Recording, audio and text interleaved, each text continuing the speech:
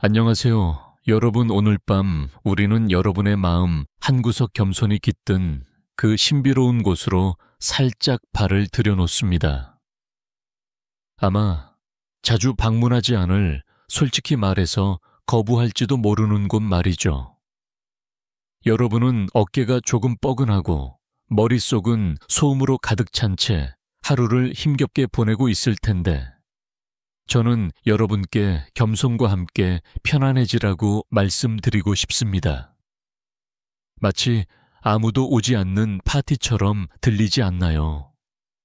하지만 여러분은 아마도 약간의 변화 없이는 이 여정을 헤쳐나가기 힘들 것입니다.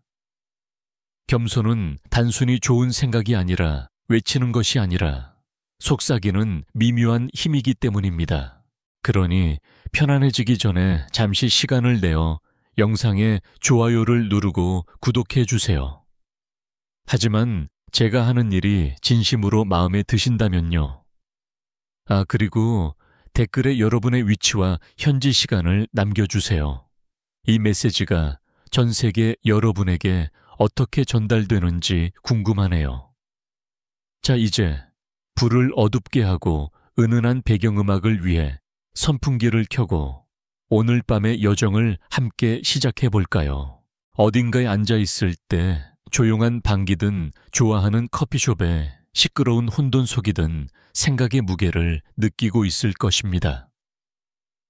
겸손은 자신을 비하하거나 움츠러드는 것이 아닙니다. 세상과 씨름하는 것을 멈추고 귀 기울이라는 부드러운 초대와 같습니다. 누군가 질문을 던졌을 때 자신을 증명하기 위해 뛰어드는 대신 그냥 멈칫하는 순간이 기억나시나요? 그 멈춤, 바로 그것이 겸손이 자리 잡기 시작하는 순간입니다. 겸손을 내면의 안식처로 가는 문을 부드럽게 두드리는 것으로 생각해 보세요. 겸손은 들어갈 허락을 구하는 것이지 결코 들이닥치지 않습니다. 스포트라이트가 필요 없는 조용한 힘이지만 마음속 가장 어두운 곳까지 밝혀줄 수 있습니다. 내면의 평화는 주변의 모든 것을 통제하는 것이 아니라 있는 그대로의 자신과 다른 자신의 모습을 받아들이는 것이며, 겸손이 바로 그 열쇠입니다. 역사적으로 겸손은 단순한 개인적 특성이 아니라 급진적인 태도였습니다. 많은 고대 문화권에서 겸손을 보인다는 것은 사회적 지위를 잃는 것을 의미했습니다. 세상은 종종 자신감과 자기 주장을 보상하기 때문입니다. 그러나 불교에서는 겸손이 수행의 초석이 되었습니다. 상상할 수 있는 모든 세속적 권력을 가진 왕자로 태어난 부처는 더 깊은 진리를 추구하기 위해 지위와 자아를 내려놓고 겸손의 길을 선택했습니다. 역사가들은 여전히 그의 겸손이 전략적인 가르침 방식이었는지 아니면 진정한 변화였는지 논쟁하지만 그 효과는 부인할 수 없습니다. 겸손은 여전히 불교 지혜의 핵심입니다. 여기 재미있는 이야기가 있습니다. 고대 승려들은 때때로 사찰 바닥을 쓸거나 물을 길어 올리는 것과 같은 겸손한 행위를 했습니다. 그것은 자빌이 아니라 겸손 그 자체에 대한 명상이었습니다. 상상해 보세요. 실제로 마음을 정화하는 신성한 청소의 형태였습니다. 이것은 단순히 육체적인 노동이 아니라 자아의 요새를 한 번에 한 벽돌씩 무너뜨리는 것입니다. 자, 이제 잠깐 현실을 확인해 보겠습니다. 우리의 뇌는 겸손을 거부하도록 설계되어 있습니다. 자아를 보호하고 도전을 받으면 거만해지고 작지만 사나운 경비견처럼 방어하도록 설계되어 있습니다. 이러한 저항 때문에 겸손은 마치 항복하는 것처럼 느껴질 수 있지만 실제로는 춤과 같습니다. 언제 앞으로 나아가고 언제 물러서야 하는지 배우는 것이죠.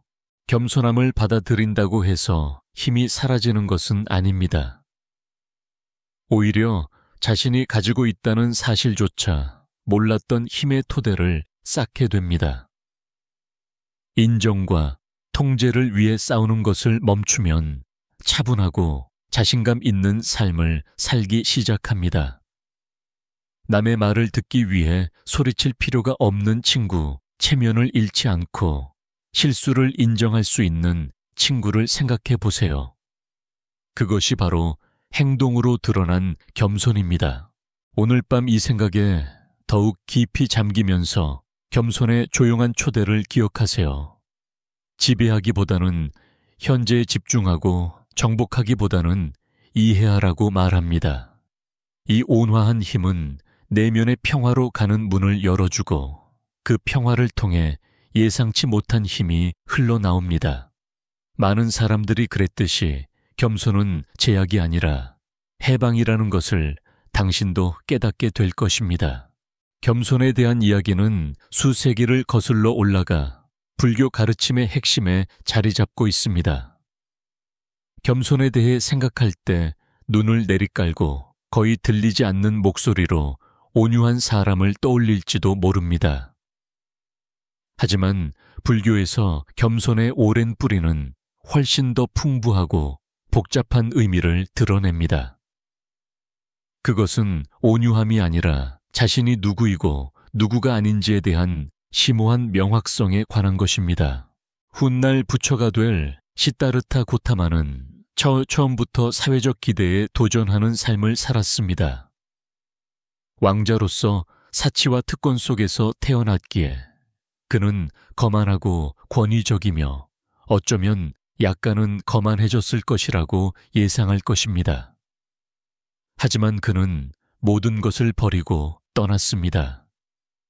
내면 깊은 곳에서 겸손을 요구하는 무언가 때문에 궁궐과 하인 왕좌를 버렸다고 상상해 보십시오. 이 행동 하나만으로도 권력의 진정한 의미에 대한 대본이 뒤집혔습니다. 겸손을 약점이 아닌 일종의 통찰력으로 보기 시작했습니다. 눈을 뜨게 하는 렌즈처럼 숨기는 것보다 더 많은 것을 드러내는 것입니다. 이러한 통찰력은 자신의 한계를 인식하고 불완전함을 받아들이고 모든 답을 가지고 있지 않다는 사실을 받아들이는 데서 비롯됩니다.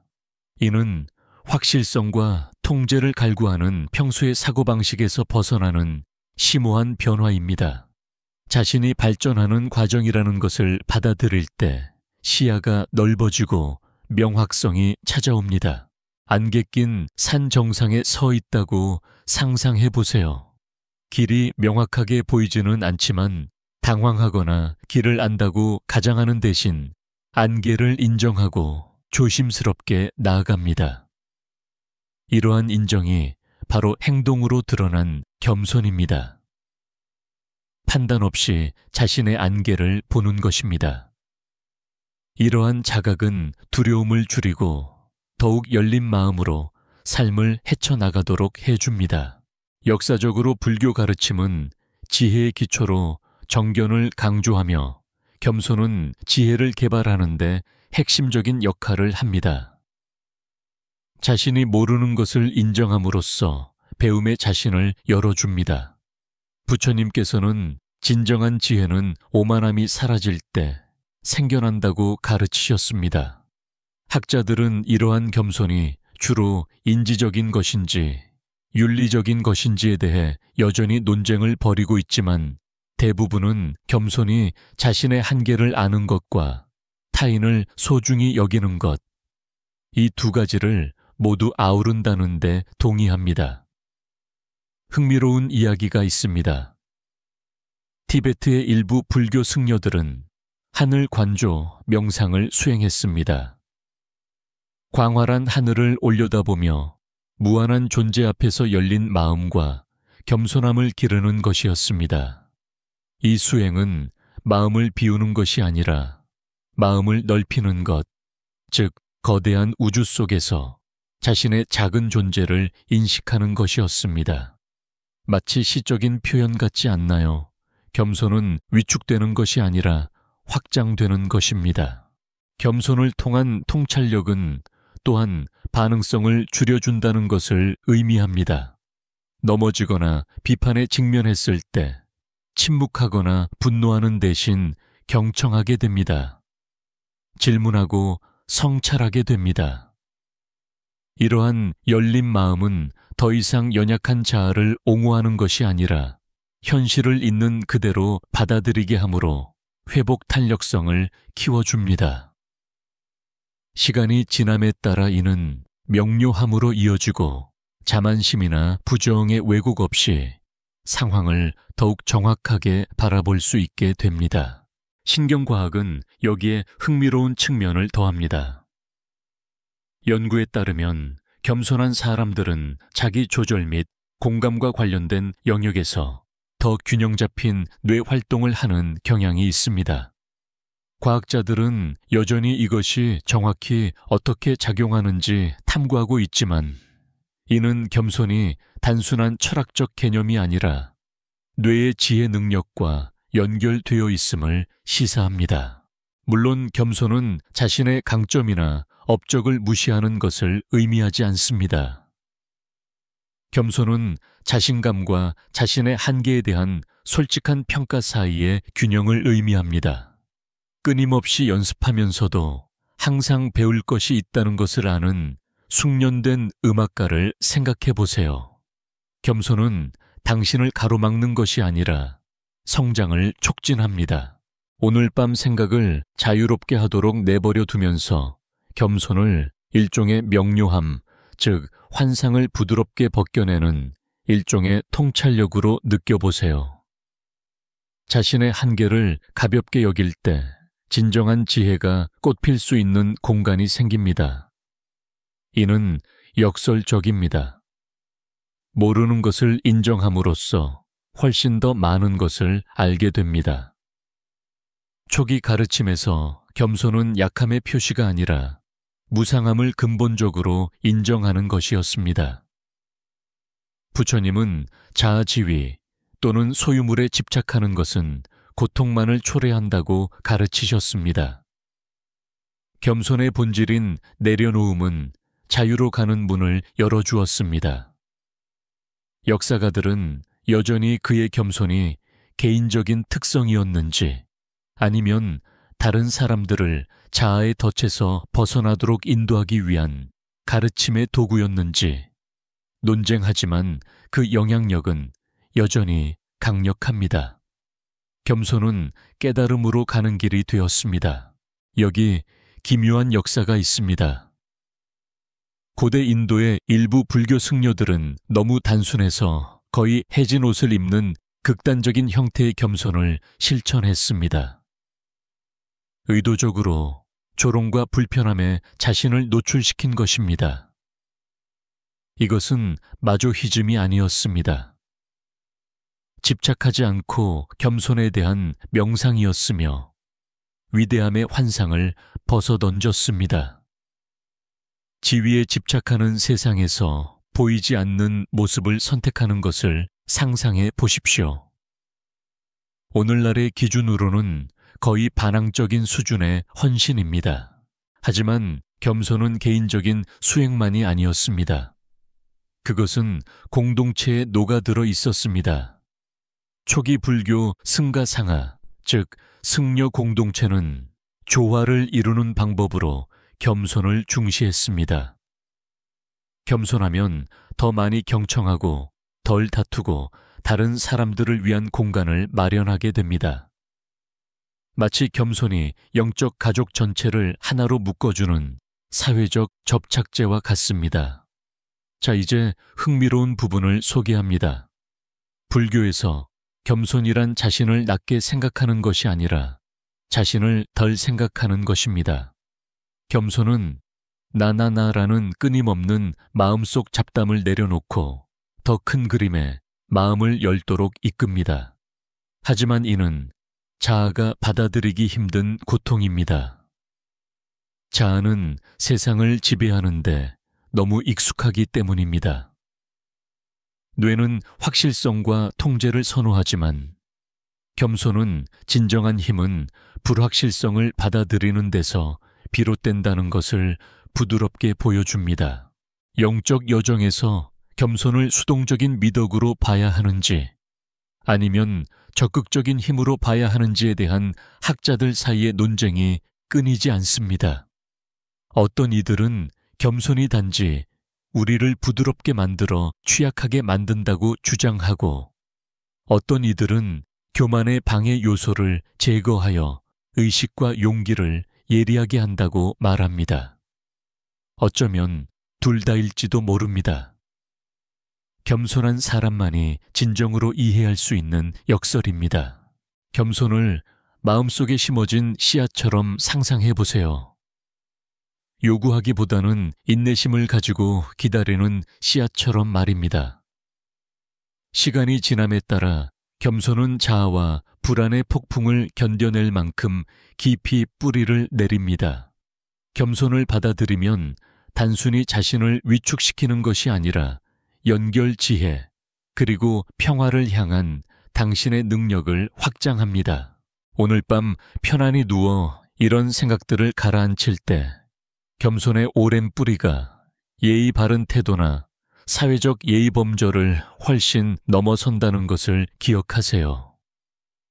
겸손은 인간다움의 핵심을 파고들어 거짓된 갑옷을 벗고 그 안에 숨겨진 고요한 힘을 찾도록 이끕니다. 이제쯤이면 겸손이 쉽게 이해되는 것이 아니라는 것을 깨달았을 것입니다. 결국 당신의 자아, 즉 머릿속에 시끄럽고 끈질긴 나는 장난감을 나눠주기를 거부하는 고집 센 아이와 같습니다. 자아는 정체성 지위 그리고 통제에 맹렬히 집착하며 마치 쓴 약처럼 겸손을 거부합니다.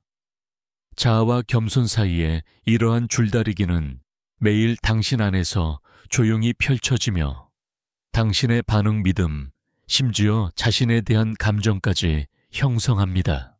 누군가 당신에게 칭찬을 했을 때 그 칭찬을 기꺼이 받아들이는 대신 의심으로 왜곡하거나 당신의 성취를 과소평가하는 순간을 떠올려 보세요.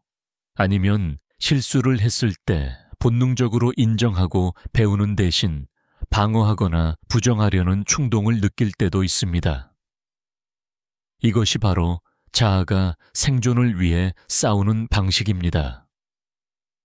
자아는 진정한 관계와 평화를 희생하면서까지 자신의 이미지를 보호하도록 설계되어 있습니다. 흥미로운 신경학적 사실이 있습니다.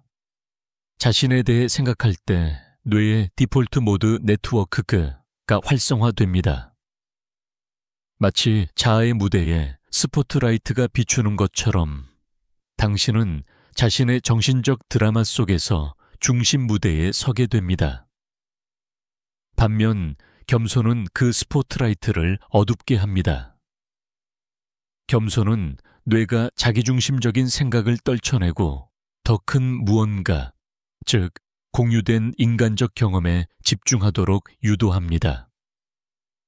신경과학자들은 여전히 겸손이 뇌를 어떻게 재구성하는지에 대해 논쟁하고 있지만 초기 연구에서는 겸손이 공감 능력을 향상시키고 스트레스를 감소시킨다는 사실이 밝혀졌습니다. 겸손은 자아를 지우는 것이 아니라 자아가 당신이 어떤 사람이어야 한다고 생각하는지, 올가매는 소나귀에서 벗어나는 것을 의미합니다. 마치 밧줄에 묶인 손가락을 풀어주는 것과 같습니다. 밧줄을 완전히 놓아버리는 것은 아니지만 스스로를 옥죄는 것을 멈추는 것입니다.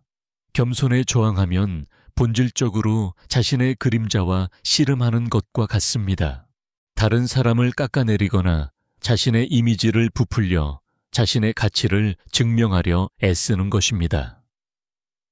이는 긴장, 불안, 그리고 고립을 초래합니다. 부처님은 이러한 갈등을 잘 알고 계셨습니다. 그는 가르침에서 자아를 위대한 사기꾼, 즉 당신의 정체성이 확고하고 분리되어 있다고 믿게 만드는 환상의 달인이라고 묘사했습니다. 하지만 겸손은 이러한 환상을 깨고 사물을 있는 그대로, 즉 무상하고 서로 연결되어 있으며 끊임없이 변화하는 그대로 보도록 초대합니다. 기묘한 일화가 있습니다. 어떤 불교 수행자들은 손가락에 대나무 조각을 올려놓고 명상을 하곤 했습니다. 집중력을 잃으면 대나무가 떨어져 자아의 불안정성을 상기시켜 주었다고 합니다. 마치 상상만 해도 아찔합니다. 진지한 스님이 혀를 내밀고 집중하며 대나무가 쓰러지지 않도록 애쓰는 모습입니다. 이는 겸손을 실천하는 가벼운 방식입니다. 자아가 얼마나 쉽게 넘어지는지 깨닫는 것이죠. 역사가들은 이러한 신체 수련이 상징적인 것인지 실용적인 것인지 여전히 논쟁하지만 교훈은 분명합니다. 겸손은 단순한 성격적 특성이 아니라 실천입니다. 자아의 속임수를 인식하고 그것을 부추기지 않기로 선택하는 것입니다. 일상생활에서 이는 교만함 방어적 태도 또는 우월감에 사로잡힌 자신을 발견하는 것을 의미합니다. 무리하지 말고 잠시 멈추세요. 숨을 쉬세요.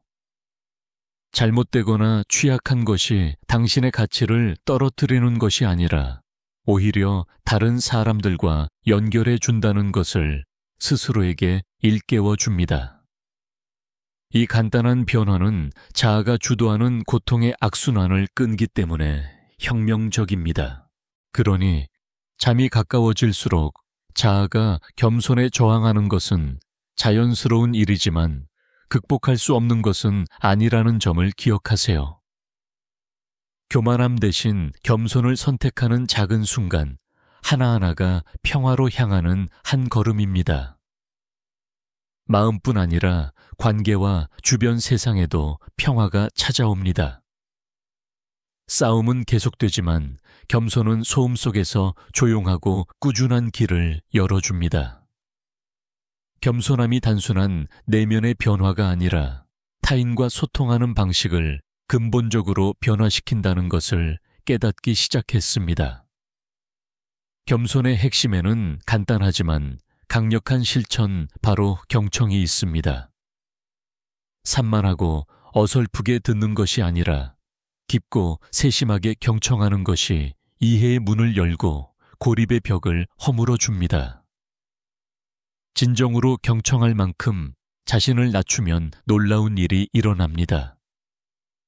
한때 간극이 있던 곳에 다리를 놓는 것입니다. 진심으로 귀 기울여졌다고 느꼈던 마지막 대화를 떠올려 보세요. 친구가 어려움을 나누거나 동료가 아이디어를 제안했을 수도 있습니다.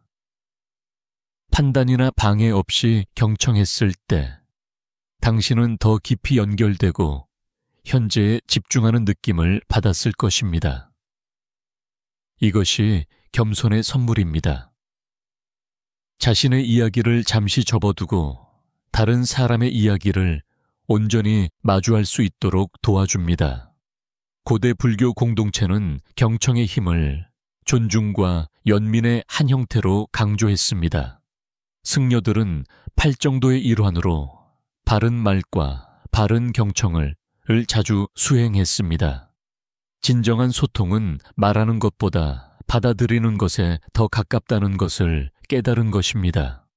역사가들은 초기 불교 공동체가 침묵과 말의 균형을 어떻게 맞추었는지에 대해 여전히 논쟁하고 있지만 경청이 신성한 것이었다는 점에는 의심의 여지가 없습니다. 여기 흥미로운 사실이 있습니다. 일부 선승들은 독산, 두산, 단이라는 기법을 사용했습니다. 이는 제자가 스승의 질문에 주의 깊게 경청하고 스승은 제자의 대답을 깊이 경청하는 개인적인 면담 방식입니다. 판단하기 위해서가 아니라 이해하기 위해서입니다. 일상생활에서 그러한 수준의 세심한 경청을 상상해 보십시오. 마치 미묘한 연결 주파수에 맞춰 조정되는 영적인 보청기를 가지고 있는 것과 같습니다. 경청은 우리를 겸손하게 만듭니다. 왜냐하면 경청은 취약성을 요구하기 때문입니다. 그것은 당신의 추측과 즉시 응답하려는 충동을 제쳐두는 것을 의미합니다. 또한 모든 답을 가지고 있지 않다는 것을 인정하고 다른 사람의 진실을 받아들일 수 있는 공간을 여는 것을 의미합니다. 이러한 취약성은 표면적인 잡담으로는 결코 얻을 수 없는 방식으로 신뢰를 쌓고 관계를 더욱 깊게 합니다. 신경학적으로 깊이 경청할 때 뇌는 공감 회로를 활성화하여 상대방의 감정과 의도를 반영합니다. 이는 단순히 미안해야 하는 것이 아니라 사회적 유대감을 형성하고 갈등을 줄이는 능동적인 조율입니다. 과학자들은 마음 챙김과 겸손 수련이 공감적 경청 능력을 어떻게 향상시키는지 여전히 연구하고 있지만 그 효과는 분명합니다. 일상생활에서 경청을 통해 겸손함을 기르는 것은 일상적인 상호작용을 변화시킬 수 있습니다. 말할 차례를 기다리는 대신 호기심을 갖고 열린 마음으로 상대방에게 다가가세요. 논쟁처럼 느껴지는 것이 실제로는 이해를 구하는 요청이거나 간단한 인정만으로도 긴장을 완화할 수 있다는 것을 깨닫게 될지도 모릅니다. 잠이 들 때 자신이 말하는 사람이자 듣는 사람이라고 상상하며 겸손함으로 두 가지를 부드럽게 조율해 보세요. 경청의 조용한 힘이 당신을 감싸 안아 다른 사람뿐만 아니라 자신의 더 깊은 곳으로 통하는 길을 열어줍니다. 겸손이라는 경청의 마음을 통해 당신은 연결고리를 찾을 수 있으며 연결고리는 지친 영혼의 위안이 됩니다. 이 탐구에 더욱 깊이 빠져들수록 겸손이 홀로 서 있지 않고 연민과 아름답게 얽혀 있다는 것을 깨닫게 됩니다. 마치 서로를 지탱하며 조화를 이루는 두 명의 댄스 파트너와 같습니다. 겸손은 마음을 부드럽게 하여 연민이 자유롭게 흐를 수 있는 공간을 만들고 연민은 다시 더 깊은 겸손을 불러일으킵니다. 이 둘이 합쳐지면 당신뿐만 아니라 주변 세상까지 변화시키는 강력한 힘이 탄생합니다. 누군가의 친절을 마지막으로 목격했던 때를 떠올려 보세요. 거창한 행동이 아니라 흔히 간과되는 은밀한 배려의 행위 말입니다. 그러한 순간들은 타인의 고통을 인정하고 판단이나 기대 없이 반응하는 겸손한 마음에서 비롯됩니다. 이는 자만심에 사로잡혀 남의 것을 과시하는 것과는 정반대입니다. 모든 사람이 각자의 어려움을 헤쳐나가고 있다는 것을 부드럽게 인정하는 것입니다. 불교 가르침에서 연민 카루나 은 겸손과 불가분의 관계에 있습니다. 부처님께서는 자신의 취약성을 인식하는 것이 타인에게 공감하는 데 도움이 된다고 강조하셨습니다. 깊이 배려하기 위해 완벽할 필요는 없습니다. 사실 당신의 불완전함이 바로 당신을 연결하는 것입니다. 역사가들은 초기 불교에서 연민을 강조한 것이 인도의 문화적 가치관이나 부처님의 독창적인 통찰에서 얼마나 영향을 받았는지 여전히 논쟁하고 있지만 연민과 겸손이 함께하는 것의 중요성은 부인할 수 없습니다. 여기 흥미로운 역사적 일화가 있습니다. 일부 불교 승려들은 자아의 명상, 메타 파바나를 수행했는데 처음에는 자신을 위해 그리고 점차적으로 모든 존재를 위해 선의를 길러 나갔습니다. 이 수행은 자아의 장벽을 부드럽게 허물고 보편적인 연민의 마음을 엽니다. 이는 자신이 광대하고 상호 연결된 그물망의 일부임을 겸손하게 인식하는 행위입니다. 겸손으로 촉발된 연민은 타인에게 높은 자리에서가 아니라 인류애를 공유하는 입장에서 다가가는 것을 의미합니다. 자신을 우월하다고 생각할 때 연민을 느끼기는 쉽지만 진정한 연민은 타인의 고통 기쁨, 인간성 속에서 자신의 모습을 볼 때 생겨납니다. 신경과학자들은 연민과 겸손이 공감 및 사회적 유대감과 관련된 뇌의 유사한 영역을 어떻게 활성화하는지에 점점 더 관심을 갖고 있습니다. 연구가 진행 중이지만 초기 연구 결과에 따르면 이러한 자질들은 서로를 강화하여 웰빙과 사회적 조화를 증진하는 선순환을 만들어냅니다. 일상 속에서 겸손을 통해 연민을 실천하는 것은 판단하기 전에 잠시 멈추거나 누군가의 고통에 깊이 귀 기울이거나 칭찬을 기대하지 않고 도움을 제공하는 것처럼 보일 수 있습니다. 이는 주의를 끌지 않고 조용히 삶을 변화시키는 온화한 힘입니다. 오늘 밤 생각이 떠도는 동안 겸손과 연민이 마치 두 개의 불꽃처럼 당신의 길을 밝혀준다고 상상해 보세요. 이 불꽃들이 교만의 경계를 부드럽게 하고 마음을 열어주도록 하세요. 이 고요한 춤을 통해 당신은 평화뿐만 아니라 모든 생명체와의 깊은 연결을 발견하게 될 것입니다. 교만은 그저 무해한 자신감일 뿐이라고 생각할 수도 있지만 사실 교만은 겸손을 가로막는 메시지를 마구 쏟아내는 자아의 확성기입니다. 교만을 버리는 것은 마치 정신을 옥죄고 있다는 것을 깨닫지 못했던 매듭을 푸는 것과 같습니다. 교만이라는 것이 무엇인지 안전을 약속하지만 종종 방어적인 태도와 단절의 패턴에 갇히게 하는 방패라는 것을 깨닫는 것은 실용적이면서도 때로는 지저분한 과정입니다. 교만은 매일 입는 반짝이는 갑옷이라고 생각해 보세요. 반짝이고 보호해 주지만 무겁고 제약이 되는 갑옷 말입니다. 그 갑옷을 벗고 자신의 취약성을 드러내는 것을 상상하는 것조차 불편할 수 있습니다. 그러나 불교 가르침에서는 이 갑옷을 벗는 것이 필수적입니다. 겸손은 약함이 아니라 교만이 숨기려는 것에 용감하게 맞서는 길을 제시합니다. 부처님은 교만 많아 이 마음을 어둡게 하고 고통을 부추기는 삼독산 두 길 중 하나라고 가르치셨습니다. 교만은 자아감을 부풀리고 진정한 이해를 가로막습니다. 역사가들은 여전히 불교 전통마다 교만에 대한 정확한 해석에 대해 논쟁하고 있지만 의견의 일치는 명확합니다. 교만함은 현실을 왜곡하고 해방을 방해한다는 것입니다. 흥미로운 역사적 사실을 하나 알려드리겠습니다. 일부 선승들은 교만과 자아를 건드리기 위해 코안, 즉 수수께끼 같고 역설적인 질문이나 이야기를 사용했습니다.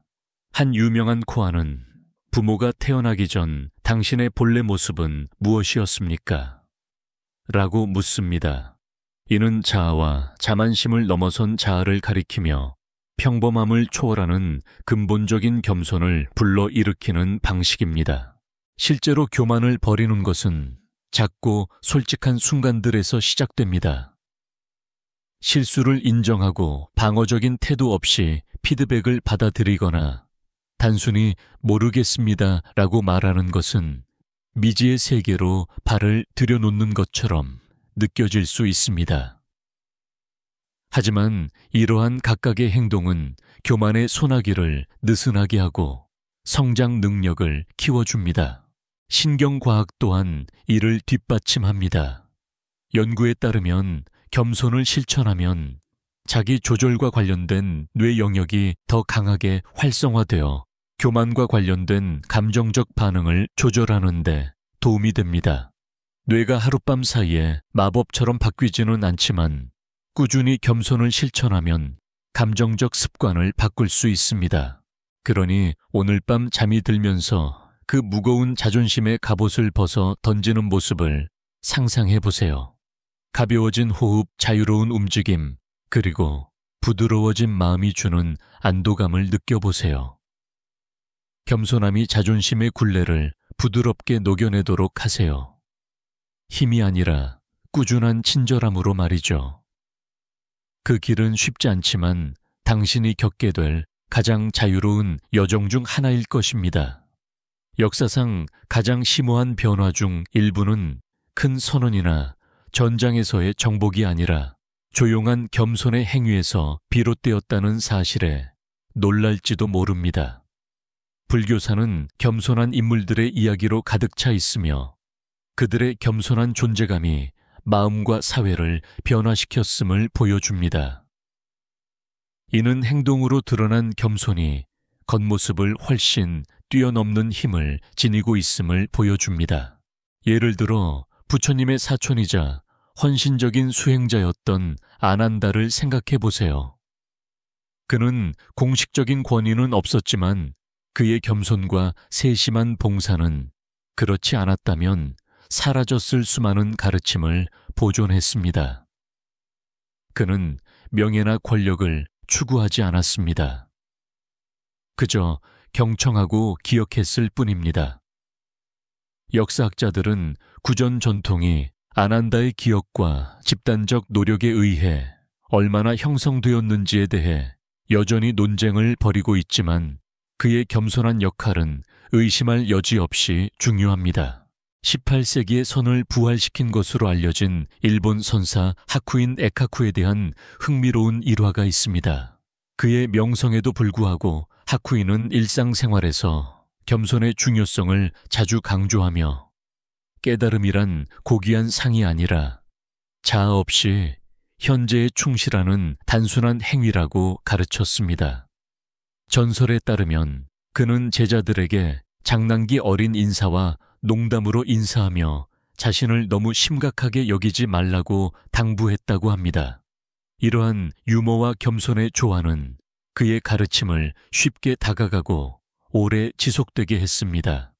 행동으로 실천하는 겸손은 불교 순례 전통에서도 찾아볼 수 있습니다. 순례자들은 종종 겸손한 차림새와 소박한 환경 속에서 자아가 아닌 헌신과 순응으로 먼 거리를 여행합니다. 편안함과 지위를 벗어던지는 이러한 육체적 겸손은 불교가 함양하는 내면의 겸손을 반영합니다. 이는 겸손이 어떻게 구현되고 실천되고 공유될 수 있는지를 보여주는 심오한 예입니다. 신경학적으로 겸손한 행동의 실천은 이타주의와 보상에 관여하는 뇌 영역을 활성화할 수 있습니다.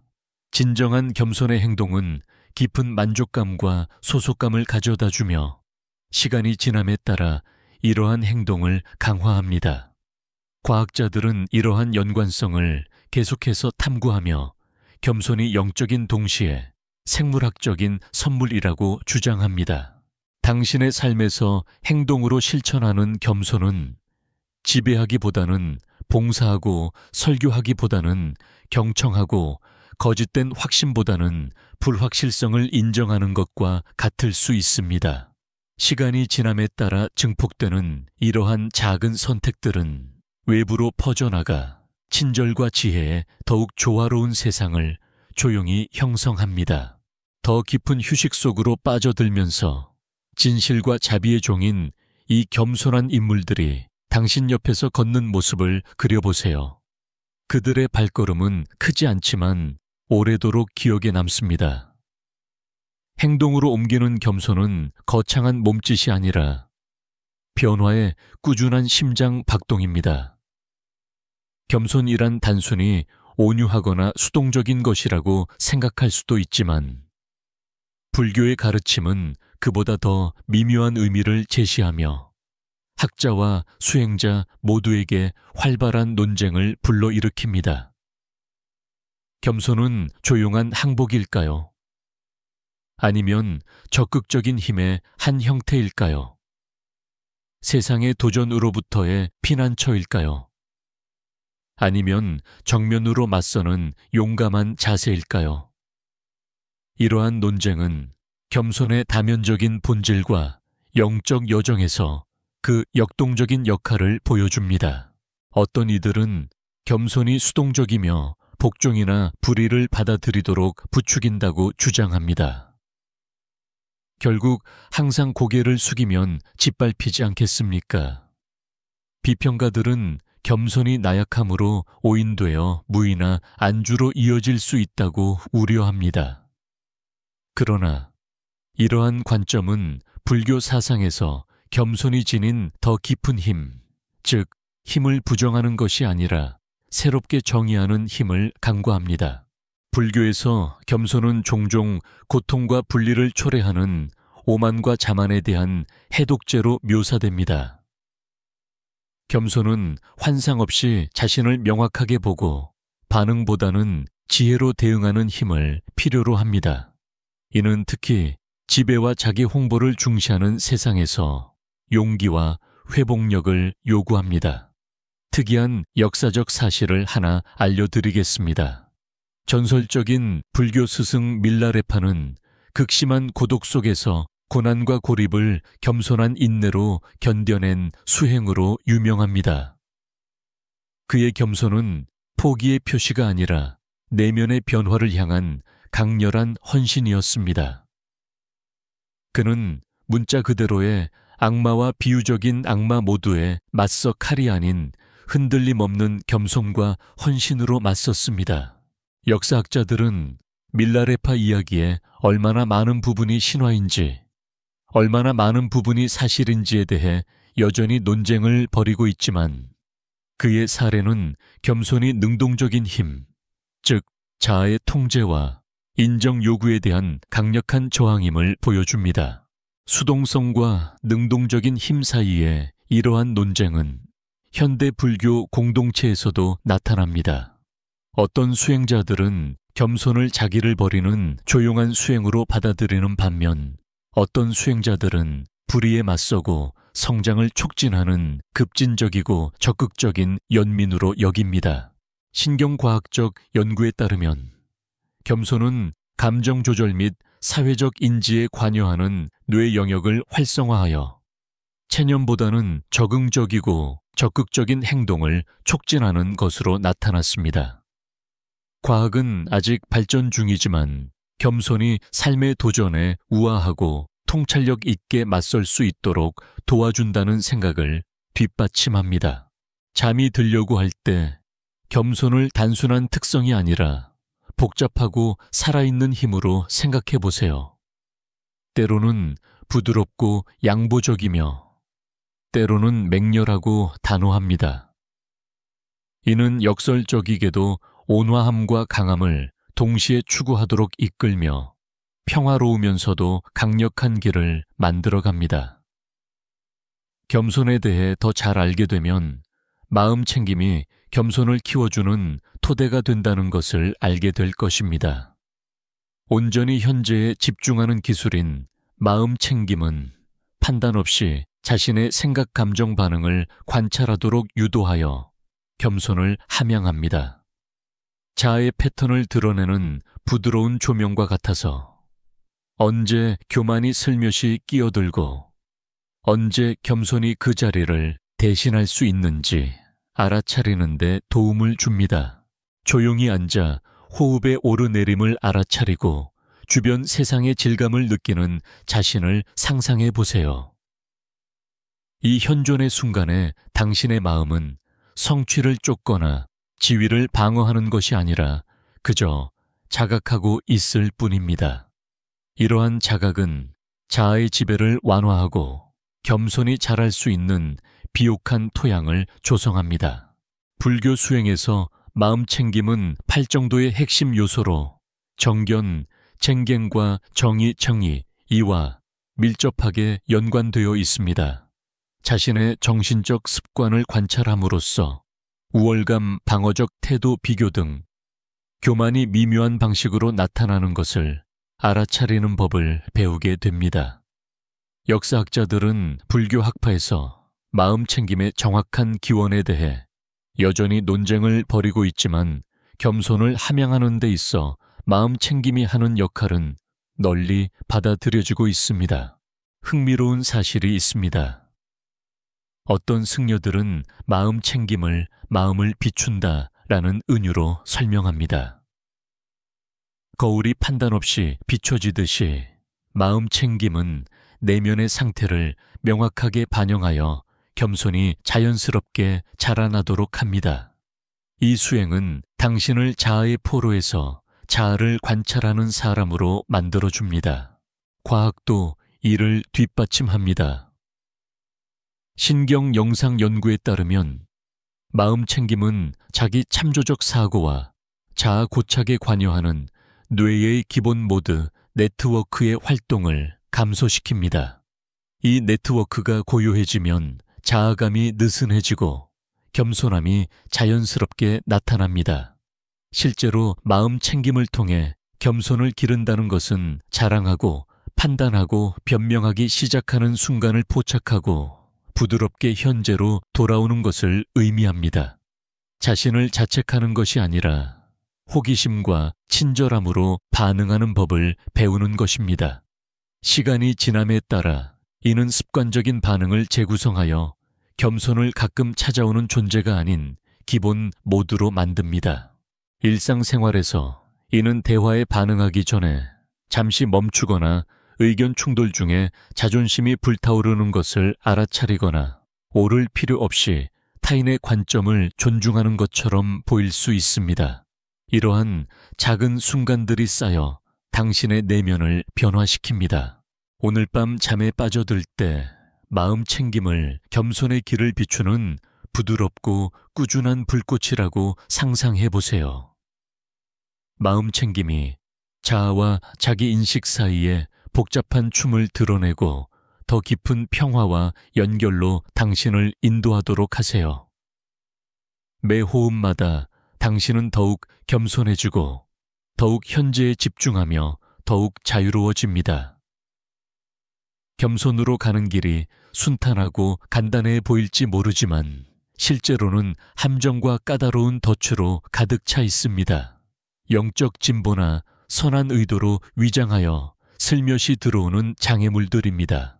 이러한 흔한 장애물들은 당신을 환상 속에 가두어 진정한 겸손이 뿌리 내리지 못하게 합니다.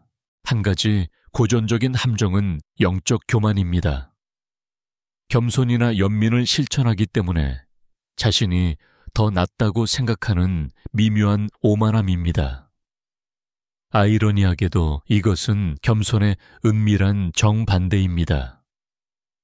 다른 사람의 단점을 묵묵히 판단하면서 자신의 깨달은 태도를 자축하는 자신을 발견할 수도 있습니다. 이러한 종류의 교만은 미덕으로 위장하여 발견하고 극복하기 어렵게 만들기 때문에 특히 위험합니다. 불교 경전은 이러한 망상을 거짓 겸손 또는 자만이라고 부르며 경고합니다. 역사가들은 이러한 개념이 다양한 불교 전통에서 어떻게 발전했는지에 대해 여전히 논쟁하고 있지만 영적 자아에 대한 경고는 일관되게 존재합니다. 특이한 예를 하나 들어보겠습니다. 어떤 승려들은 다른 사람들 앞에서 의도적으로 자신을 낮추려고 노력하는 겸손 경연 대회를 열었습니다. 하지만 때로는 누가 가장 겸손한지 은밀하게 경쟁하는 상황이 벌어지기도 했습니다. 마치 겸손을 위한 군비 경쟁과도 같은데 요점을 완전히 놓치고 있습니다. 재밌지 않나요? 하지만 이는 마음 챙김이 부족할 때 얼마나 쉽게 함정에 빠질 수 있는지를 보여줍니다. 또 다른 장애물은 자기 이미지에 대한 집착입니다. 겸손해지려고 노력하더라도 겸손한 사람이 되어야 한다는 생각에 집착하여 겸손을 진정한 개방성보다는 자신의 정체성의 일부로 여기게 될 수 있습니다. 이는 겸손을 또 다른 형태의 자아로 변질시킵니다. 신경과학자들은 이러한 자아의 함정이 뇌 보상 중추를 자극하여 습관적인 자만심이나 자기중심성을 강화한다는 사실을 발견했습니다. 이러한 덫을 극복하려면 의식적인 노력과 자각이 필요한데 마음 챙김 수련은 이러한 자각을 개발하는 데 도움을 줍니다. 이러한 장애물을 헤쳐나가는 실용적인 방법에는 솔직한 자기 성찰 신뢰할 수 있는 친구의 피드백 구하기, 그리고 취약성을 받아들이는 것이 있습니다. 겸손이라는 가면을 쓰고 있을지라도 교만이 몰래 들어올 때 이를 알아차리는 것이 교만을 해소하는 첫 번째 단계입니다. 그러니 오늘 밤 마무리하며 겸손을 잘 가꾸고 키워야 하는 연약한 꽃으로 그려보세요. 교만과 환상이라는 잡초가 겸손을 밀어내려 하지 않도록 조심하세요. 자신에게 부드러운 인식과 친절을 베풀면 진정한 겸손이 꽃피울 공간을 마련할 수 있습니다. 겸손은 단순히 내면의 세계를 바꾸는 것이 아니라 권력 성공 사회와의 관계 전체를 바꾼다는 것을 깨달았을지도 모릅니다. 겸손이 뿌리를 내리면 중요한 것에 대한 관점이 극적으로 변합니다. 갑자기 외부의 인정과 지위에 대한 갈망이 덜 절실하게 느껴지고 더 깊은 소속감과 목적의식으로 대체됩니다. 좋아요와 팔로워가 마치 화폐처럼 느껴지는 소셜미디어 세상을 잠시 상상해 보세요. 그 소용돌이에 휩쓸려 자신의 이미지를 부풀리고 다른 사람들을 위축시켜 더 크게 느껴지게 만들기 쉽습니다. 겸손은 한 걸음 물러나 숨을 쉬고 화면 너머를 바라보도록 초대함으로써 이러한 역학관계에 도전합니다. 겸손은 당신의 가치가 숫자나 칭찬이 아니라 진정한 자아에 달려 있다는 것을 기억하도록 도와줍니다. 역사적으로 불교 승려들은 이러한 관점을 함양하기 위해 사회와 단절되어 살았지만 겸손은 세상과의 소통을 요구합니다. 참여 불교라는 개념은 사회 문제, 정치, 그리고 공동체 구축에 겸손과 연민을 적극적으로 적용할 것을 장려합니다. 역사가들과 학자들은 여전히 승가적 초연함과 적극적인 사회 참여 사이의 균형에 대해 논쟁하고 있지만 겸손은 두 가지 모두에서 여전히 핵심적인 위치를 차지하고 있습니다. 겸손은 성공과 관계를 맺는 방식도 변화시킵니다. 성취를 자랑할 트로피로 여기는 대신 타인을 섬기거나 더 성장할 기회로 여기기 시작합니다. 이러한 변화는 성취에 대한 압박감을 완화하고 기쁨과 감사를 위한 공간을 열어줍니다. 신경과학적으로 겸손은 친사회적 행동을 촉진하여 협력을 증진하고 공격적인 경쟁심을 줄입니다. 연구에 따르면 겸손한 사람은 사회적 유대감이 강하고 전반적인 웰빙이 더 높은 경향이 있습니다. 일상생활에서 권력과 관련하여 겸손을 실천한다는 것은 공로를 나누고 타인의 의견에 귀 기울이고 체계적인 불의를 부정하기보다는 인정하는 것을 의미할 수 있습니다. 이는 오만이나 냉소에 의존하지 않고도 위계 질서에 도전하는 강력한 자세입니다. 잠이 들려는 순간 자아 중심적인 야망의 안개를 걷어내고 연결과 친절이 꽃피는 풍경을 보여주는 렌즈로서 겸손을 떠올려 보세요. 이 렌즈를 통해 당신은 정복자가 아니라 함께하는 인간 이야기에 겸손하게 참여하는 사람으로서 세상에 다가갈 수 있습니다. 삶이 상실 불확실성 고통과 같은 예상치 못한 난관을 던질 때 겸손은 단순한 미덕을 넘어 필수적인 생명줄이 됩니다.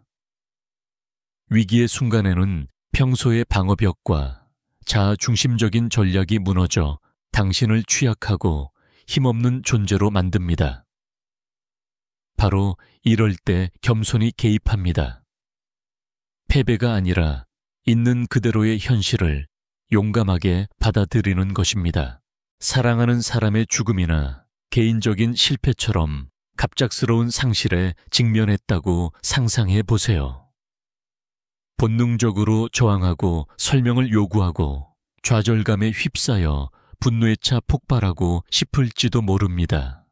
하지만 겸손함은 잠시 멈춰서서 자신의 한계를 인정하고 수치심 없이 연약함을 받아들이도록 이끕니다.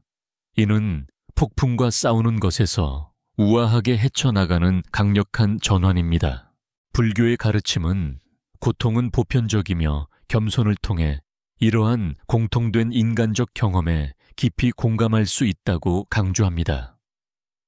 부처님께서도 엄청난 고난을 겪으셨고 그의 길은 연민과 통찰력으로 고통을 받아들이는 것이었습니다. 역사가들은 이러한 개인적인 고통이 그의 가르침에 어떤 영향을 미쳤는지 여전히 논의하지만 메시지는 분명합니다. 위기 속에서 겸손함은 변화를 가져올 수 있습니다. 여기 가슴 아픈 이야기가 있습니다. 기근이나 고난의 시기에 불교 공동체는 집단적 겸손을 실천하며 부족한 자원을 나누고 자아나 원망 없이 서로를 도왔습니다. 이러한 공동체적 겸손은 위기를 극복하는 회복력과 깊은 유대감을 만들어냈습니다. 신경과학은 겸손이 역경 속에서 스트레스 반응을 줄이고 감정 조절을 향상시킬 수 있음을 보여줍니다. 겸손을 기르면 뇌는 불확실성과 상실에 압도되지 않고 더 잘 대처할 수 있게 됩니다. 이는 고통을 사라지게 하는 것이 아니라 고통과의 관계를 변화시킵니다. 당신의 삶에서 위기 속에서 겸손을 실천한다는 것은 도움이 필요할 때 인정하고 온전히 슬퍼할 수 있도록 허용하고 자신이 통제할 수 없는 것들을 받아들이는 것을 의미할 수 있습니다. 이러한 행동에는 약함이 아닌 강인함과 정직함이 필요합니다. 오늘 밤 휴식을 취할 준비를 하면서 격동하는 바다에서 흔들리지 않는 닭과 같은 겸손을 상상해 보세요. 폭풍을 잠재우지는 못하지만 당신을 땅에 뿌리내리고 연결되고 열린 마음으로 지켜줍니다. 겸손의 부드러운 포옹을 통해 고통은 스승이 되고 당신은 더욱 회복 탄력성을 갖게 됩니다. 겸손하고 자비롭고 현명합니다. 겸손이 자신의 마음과 정신에 어떤 영향을 미치는지 깨닫기 시작하면 그 영향력이 거기서 끝나지 않는다는 것이 분명해집니다. 겸손은 밖으로 퍼져나가 공동체는 물론 더 넓은 세상에 영향을 미칩니다. 겸손의 파급 효과는 미묘하지만 심오하며 시끄러운 권력 투쟁으로는 결코 불가능할 정도로 조화와 집단 치유를 촉진합니다. 잔잔한 연못에 물방울 하나가 떨어지는 것을 상상해 보세요. 그 잔물결은 떨어진 지점을 넘어 멀리까지 퍼져나가 먼 해안에 닿습니다. 마찬가지로 겸손을 실천할 때 당신의 행동은 아무리 작더라도 주변 사람들에게 영향을 미치는 파장을 일으킵니다. 겸손한 말, 부드러운 사과 또는 경청하는 행동은 긴장된 분위기 전체를 평화로 바꿀 수 있습니다. 불교 공동체는 오랫동안 이를 인지해 왔습니다. 승가, 생자, 즉 승가와 제가, 공동체는 상호 존중과 겸손을 바탕으로 번영합니다.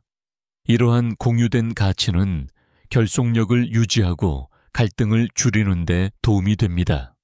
역사학자들은 초기 불교 승가들이 어떻게 내적 갈등을 관리했는지에 대해 여전히 논쟁을 벌이고 있지만 겸손이 사회적 연결고리 역할을 했다는 점에는 이견이 없습니다. 흥미로운 역사적 사실 하나를 알려드리겠습니다. 일부 불교 문화권에서는 연장자를 지위 때문이 아니라 겸손과 지혜를 보여주었기 때문에 존경합니다.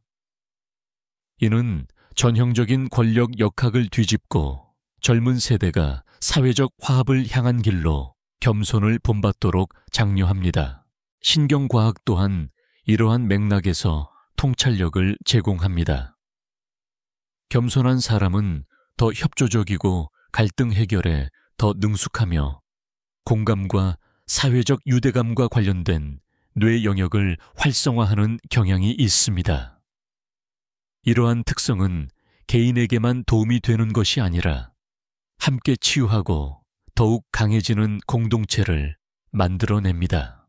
일상생활에서 겸손의 파급 효과는 경쟁보다 협력을 선택하고 타인의 기여를 인정하고 한 발 물러서 다른 사람이 주도하도록 하는 것일 수 있습니다.